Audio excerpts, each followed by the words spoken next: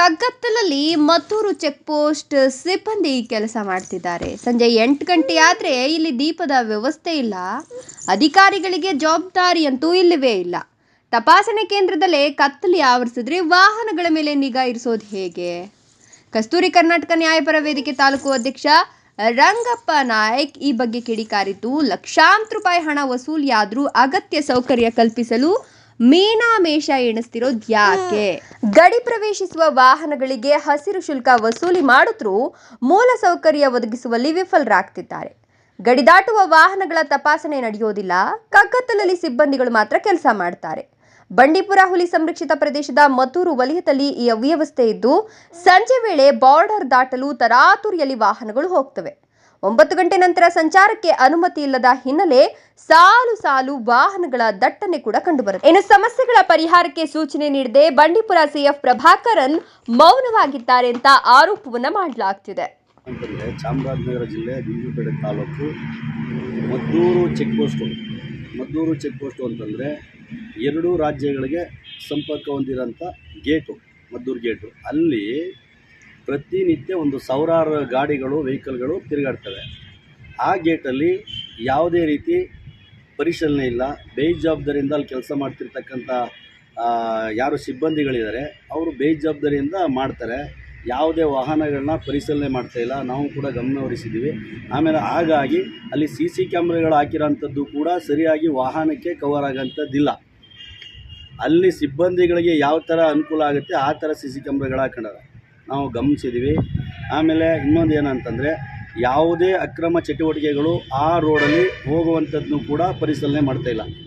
ಆಮೇಲೆ ರಾತ್ರಿ 6 ಗಂಟೆ ಸ್ಟಾರ್ಟ್ ಆಗುತ್ತೆ, ಅವರು 6 ಗಂಟೆ ಮೇಲೆ ಪರಿಶೀಲನೆ ಮಾಡಲ್ಲ. ನಾವು ಬೇಕು ಅಂತಲೇ ಚೆಕ್ ಮಾಡಿದ್ದೀವಿ.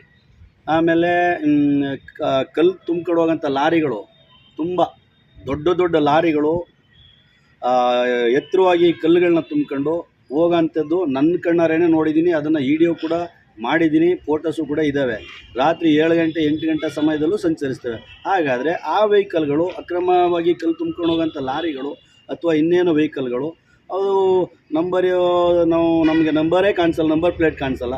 ಈ ಇನ್ಸೂರೆನ್ಸ್ ಇದೆಯಾ ಗಾಡೀಲಿ, FC ಇದೆಯಾ, ಮತ್ತು ಇನ್ನೇನು ಸರಿ ಇದೆಯಾ, ಡಾಕ್ಯುಮೆಂಟ್ಸ್ ಕರೆಕ್ಟಾಗಿದೆಯಾ, ಯಾವುದು ಮಾಹಿತಿ ಇಲ್ಲ. ಹಾಗೆ ಸಂಬಂಧಪಟ್ಟ ಅಧಿಕಾರಿಗಳು ಕೂಡಲೇ ಆ ಗೇಟ್ನ ಪರಿಶೀಲನೆ ಮಾಡಿ ಅಲ್ಲಿ ಸರಿಯಾದ ರೀತಿ ಭದ್ರತೆ ಒದಗಿಸ್ಕೊಡ್ಬೇಕು ಅಂತೇಳಿ ನಾನು ಈ ಸಂದರ್ಭದಲ್ಲಿ ಮಾತಾಡ್ತೀನಿ. ಆ ಗೇಟಲ್ಲಿ ಲೈಟ್ ವ್ಯವಸ್ಥೆನೇ ಇಲ್ಲ. ಇವರು ವಾಹನಗಳನ್ನ ಬೇಕು ಬಿಟ್ಟಿಗೆ ಪರಿಶೀಲನೆ ಮಾಡೋದಾದರೆ ಒಂದು ಬ್ಯಾಟ್ರಿ ಟಾರ್ಚ್ ಇಟ್ಕೊಂಡು ಪರಿಶೀಲನೆ ಮಾಡೋಕೆ ಹೋಗ್ತಾರೆ. ಬ್ಯಾಟ್ರಿ ಬೆಳಕಲ್ಲಿ ಯಾವುದಾದ್ರು ಸರಿಯಾದ ರೀತಿ ಮಾಹಿತಿ ಗೊತ್ತಾದ ಇಲ್ಲ. ಅಲ್ಲಿ ಲೈಟ್ ವ್ಯವಸ್ಥೆಗಳಿಲ್ಲ, ಸರಿಯಾದ ರೀತಿ CC ಕ್ಯಾಮ್ರಾಗಳಿಲ್ಲ. ಈಗ ಅಲ್ಲಿ ಹೆಚ್ಚಾಗಿ ಬೇಕಾಗಿರೋದು ಅಂತಂದರೆ CC ಕ್ಯಾಮ್ರಾ ಸರಿಯಾದ ರೀತಿ ರೋಡ್ಗಳಿಗೆ 2 ಕಡೆ ಕವರ್ ಆಗೋಂಥದ್ದು CC ಕ್ಯಾಮ್ರಾಗಳು ಅಳವಡಿಸ್ಬೇಕು. ಆಮೇಲೆ ಆ ಕರೆಂಟ್ ವ್ಯವಸ್ಥೆ ಸರಿಯಾಗಿರಬೇಕು. ಯಾವಾಗ ನೋಡಿದ್ರು ಕತ್ತಲದಲ್ಲೇ ಇರ್ತಾನೆ. ನೈಟ್ ಟೈಮಲ್ಲಿ 7 ಗಂಟೆ ಮೇಲೆ ಪೂರ್ತಿ ಕತ್ತಲೆ ಇರುತ್ತೆ ಗೇಟು. ಹಾಗಾದರೆ ತಪಾಸಣೆ ಕೇಂದ್ರ ಏನಕ್ಕೆ ಮಾಡಿರೋದು? ಕತ್ಲೆ ಮಾಡ್ಕೊಳ್ಳೋಕ್ಕೆ. ಅಲ್ಲಿ ಏನು ಗೊತ್ತೈತೆ ವೆಹಿಕಲ್ದು ಮಾಹಿತಿ ಯಾವುದೂ ಗೊತ್ತಾಗಲ್ಲ. ದಯಮಾಡಿ ಅಲ್ಲಿಗೆ ಮುಖ್ಯವಾಗಿ CC ಕ್ಯಾಮ್ರಾ ವ್ಯವಸ್ಥೆ, ಆಮೇಲೆ ಲೈಟ್ ಇರಬೇಕು. ಲೈಟ್ ಇರಲ್ಲ. ಆಮೇಲೆ ಸಿಬ್ಬಂದಿಗಳು ಸರಿಯಾದ ರೀತಿ ವಾಹನಗಳನ್ನ ತಪಾಸಣೆ ಮಾಡಿ ಕೆಲಸ ಮಾಡಬೇಕು ಅಂತೇಳಿ ಈ ಸಂದರ್ಭದಲ್ಲಿ.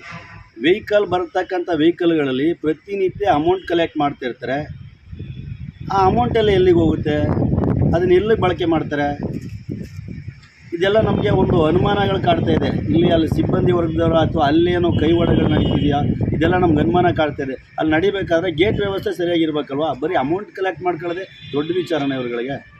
ಇದು ನಮ್ಗಳಿಗೆ ಸಂಘಟನೆಗಳು ಎಲ್ಲ ಒಂಥರ ನಮಗೆ ಇವರು ಬೇಜವಾಬ್ದಾರಿಗಳನ್ನ ಎದ್ದು ಕಾಣ್ತಾ ಇದೆ.